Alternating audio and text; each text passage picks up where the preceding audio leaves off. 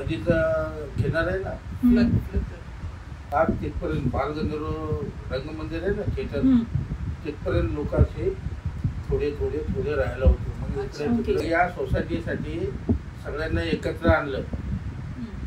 सोलापूर, अजून महाराष्ट्रात किती कुठं आहे, काही कर्नाटक, इथं असं लोकांना जमा करून त्यांनी मग इथं एक सोसायटीसाठी स्थापन करण्यासाठी जागा घेतली विकत.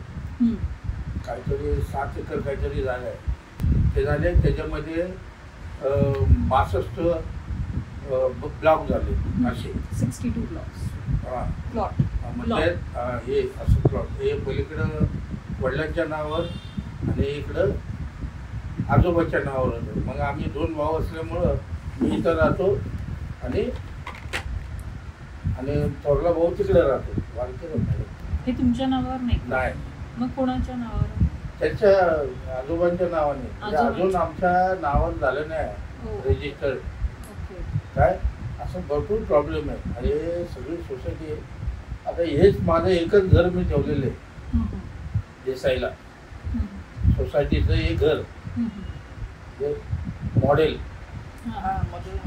ठेवलंय मी. तसे इथं 62 ब्लॉक आहेत. त्यांनी काय केलं, मग बांधले त्यांनी इकडे तिकडे. हे असं हे अशी हिस्ट्री. आम्हाला फायनान्स केलं समाज कल्याण डिपार्टमेंट. फक्त जागा घेतली आम्ही सगळ्यांनी मिळून. सगळे रजिस्टर पेपर वगैरे आहेत.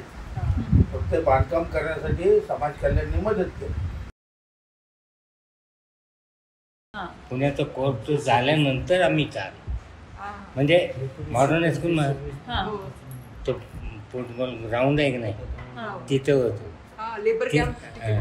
तिथनं हाकलून दिले. मग इथं आलो. इथनं सुद्धा बर्वे कमिशनर होते पुण्याचे मेयर कमिशनर. बर्वेडी आयुक्त त्यांनी म्हटलं ही झोपडपट्टी करा. मग आमच्या वडिलांचा एक हायकोर्टचा वकील होता महाडिक, त्यांच्याकडे गेली. मग त्यांनी सांगितलं की तुम्ही दिल्लीला जावा, तुमचे लोक घेऊन तुम्ही दिल्लीला जावा. तुमचा एक आमदार आहे हे मेन माणूस नाही, मेन माणूस नाही, आमच्या समाजा म्हणजे मागासवर्गीयाचा एक खासदार आहे. त्यांची मी गाठ काढली. मग तिथं दिल्लीला गेल्यानंतर आमचे मोठे पुढारी लोक सगळे मिळून आणि त्या महाडिक हायकोर्टचा वकील होता, त्याला घेऊन गेले. तिथं जगजीवनराम रेल्वे मंत्री होते, त्यांची गाठ करून गेली. तेव्हा त्यांनी सांगितलं आहे तुम्हाला इकडं तिकडं सारखं हिंडावं लागतं आहे ना, तुम्ही एका ठिकाणी जर स्थायिक व्हायचं असेल तर ती जागा विकत घ्या आणि तिथं तुम्ही सोसायटी स्थापन करा.